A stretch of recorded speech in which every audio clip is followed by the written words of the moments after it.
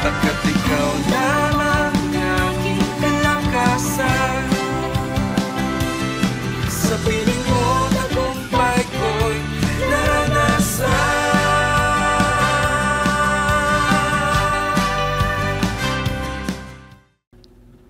Magandang araw muli sa ating lahat at welcome po sa ating napakamagandang episode ngayong araw na ito, at ito po ay pinamagatan nating Fear Not, no? Huwag daw po tayong matakot. So tayo po muna ay manalangin. Aming Ama, sa pangalan ni Jesus, salamat Lord sa kabutihan ninyo na kami ay patuloy niyong pinalalakas, lalo ng aming pananampalataya, upang hindi kami madaig ng anumang takot sa aming buhay, sa mga nakapaligid sa amin. Tulungan ninyo kami, bigyan niyo kami ng kalakasan sa lahat po ng oras, sa pangalan ni Jesus. Amen. Amen.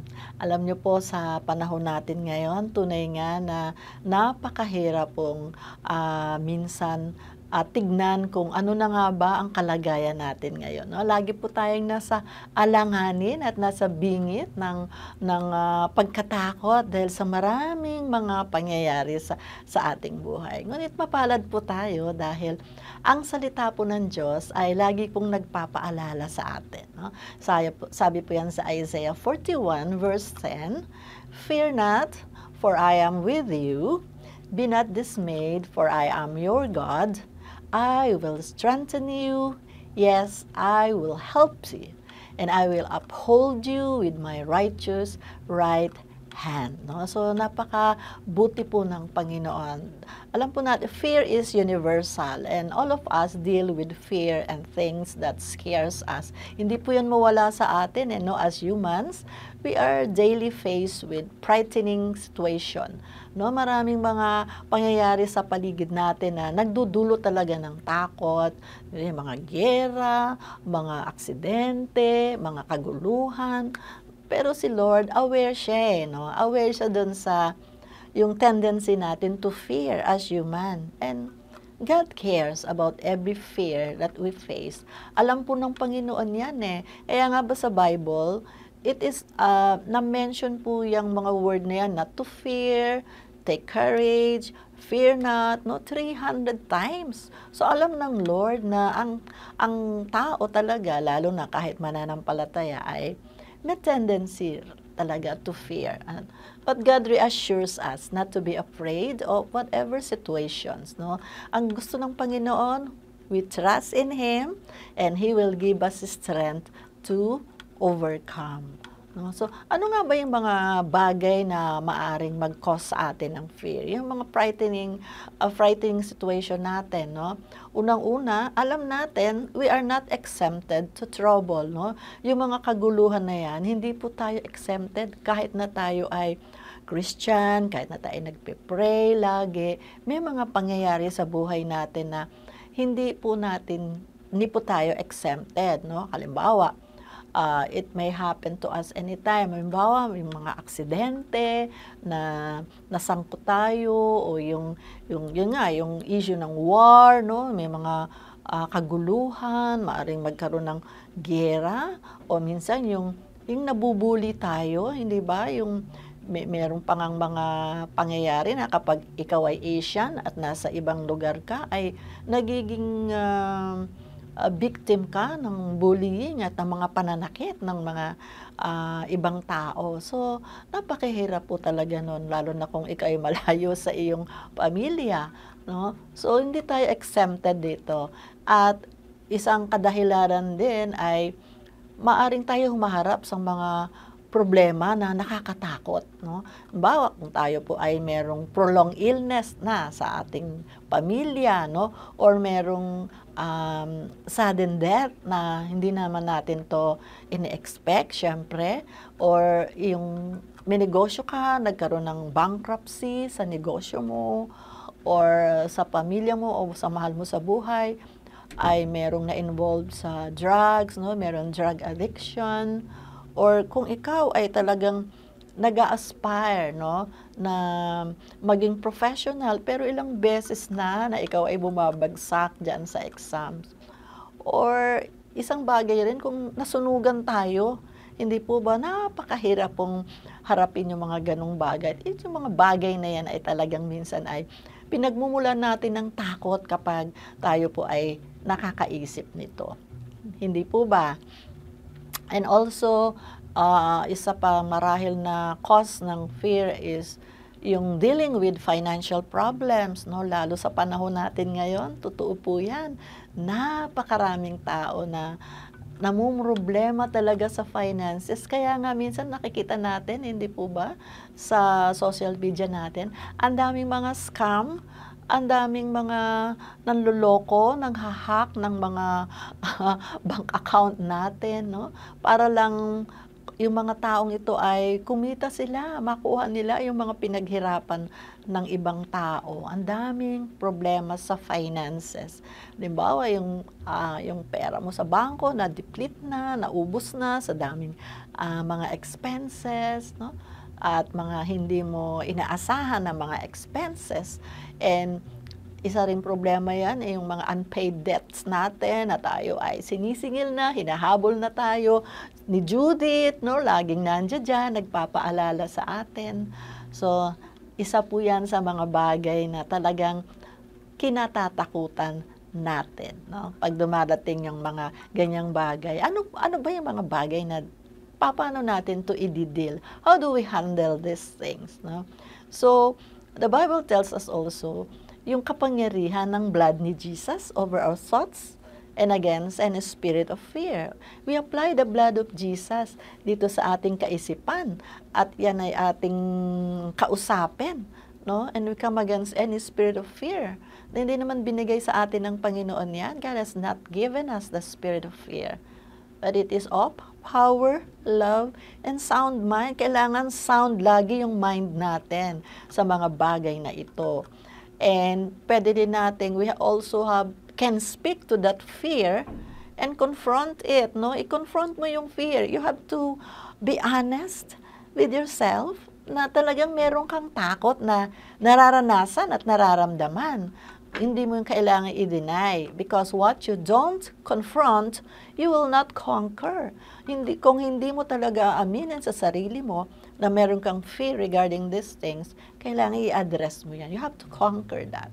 Sabi nga natin, God has not given us the spirit of fear. Si Lord will always give us victory kapag alam natin paano natin i-confront ang mga bagay na ito.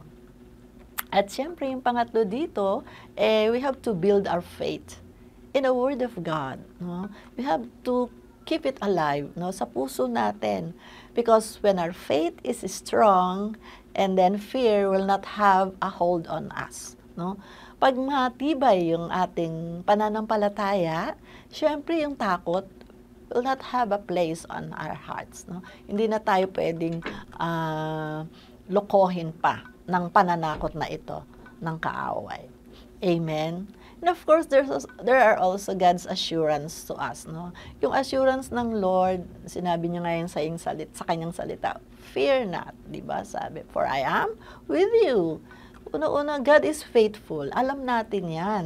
God is our ever-present help in times of trouble. Laging nandyan si Lord.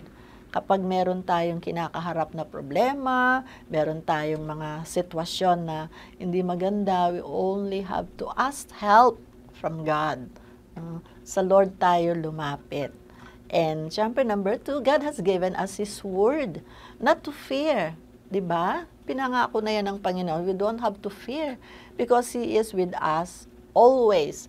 Till the end of time pa nga sinabi niya yan sa Matthew 28. No? So sa lahat ng oras, hanggang sa katapusan ng mundo, ay nandiyan dyan ang Panginoon. He will never leave us.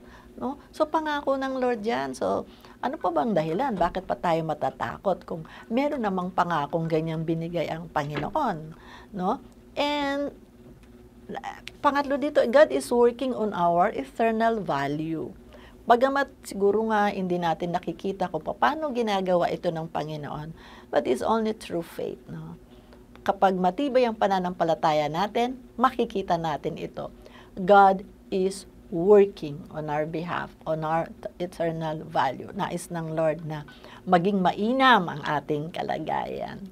And of course, si Lord, He doesn't give us the answers for every question we have. Hindi niya kailangang sagutin lahat ng mga tinatanong natin sa Kanya. Instead, He gave Himself to us. And that's more than enough. Hindi po ba? Ano man ang sitwasyon mo, iniisip mo, ikaw na yung pinakakawawang tao, pinakapobreng tao, pinakamahinang tao. The Lord gave Himself to us. No? Binigay na ng Lord ang sarili niya sa iyo. And that's more than enough to complete us. Pag si Lord ay nasa atin, kumpleto tayo. Hindi natin dapat na mag-doubt tayo sa pangako ng Panginoon. And then number 5, God will strengthen us. No? As we counter our fear by casting down every evil imagination and bring it to captivity to the obedience of Christ. No? God will strengthen us. Dapat alam din natin how we can counter this fear. Hindi na lang tayo magpapatalo sa takot na ito, hindi na tayo manginginig, hindi na lang tayo iiyak, hindi na lang tayo susubsob, but we have to counter this fear. Kailangan i-confront mo, harapin natin yan, dahil maraming pangako ang Diyos sa atin. We can cast down these things. No? Pwede natin yan wasakin. No? We can bring that stronghold of fear down. No? So, nasa 2 Corinthians 10, verse 5 po yan. And God doesn't want us to be consumed by fear. Ayaw ng Lord yun na nawala na tayo talaga ng pag-asa, nagdwell na lang tayo sa takot, at hindi na tayo nakapag-plano, hindi na tayo nakadesisyon ng maayos. No? But God wants to encourage us through His Word, not to fear, but to trust in Him. Trust in His presence. No, yun ang pagtitiwala ang ibigay natin sa Panginoon. God is listening, no? And He is working on our behalf. Laging bukas ang tainga ng Panginoon sa pakikinig sa atin. And God created this universe with the works of His hands, hindi ba? And that same hands takes hold of us. Siya rin yung humahawak sa atin para hindi tayo malunod sa anumang takot na bumabalot sa atin, anumang problema na sumusukob sa atin. Katulad lang din yan ni Peter, hindi ba? Nung he walks on water because of that faith. At nung siya ay natalo ng takot, tinulungan pa rin siya ng Panginoon, inahon pa rin siya. So, to fear not means to trust God. No? So, dapat, we have to believe yung present situation natin is bigger than God. And He wants us to trust Him that He will be more than enough for us. No matter what, gaano man kabigat, gaano man kalalim, gaano man kalaki, gaano man kapangit ang sitwasyon natin ngayon, tandaan natin, God is more than enough for us. He is the only resource na meron tayo upang mapaglabanan ang lahat ng ito, that we have to fear not. Amen? So, alam ko po na marami sa atin ang nakakaranas ng takot. Hindi po ba? Maging kahit na pinipilit nating tanggalin yan sa isip natin, yung pakiramdam na yan ay patuloy na umuukil-kil sa atin. So, kung meron po ngayon sa mga oras na ito nang nakakaramdam niyan, hayaan nyo pong maipanalangin namin kayo at makalaya po tayo sa takot at tayo po ay makapagbigay ng ganap na pagtitiwala sa Panginoon. Amen? So tayo po ay manalangin. Aming Ama, sa pangalan ni Jesus, salamat Lord na kami, Panginoon, ay hindi ninyo binigyan ng spirit of fear, but you have given us, Lord, power, love, and sound mind, O God, Lord, upang maisagawa namin ang lahat ng bagay na nais po ninyo na isagawa namin. Salamat, tulungan po ninyo kami na kami makalakad ng may katagumpayan because you are with us and that you encourage us not to fear, O God, Lord, but to trust in you. Salamat, Panginoon, sa lahat pong na nakatunghay ngayon. Pagpalain niyo po ang bawat isa sa katagumpayan na tinanggap ngayon sa araw na to, sa pangalan ni Jesus. Amen. Amen. Okay, maraming salamat po. At ako po ay naniniwala na marami po sa atin ang napalaya ng Panginoon sa spirito ng takot. Pagkita-kita po tayong uli sa mga susunod na araw. God bless you po. sa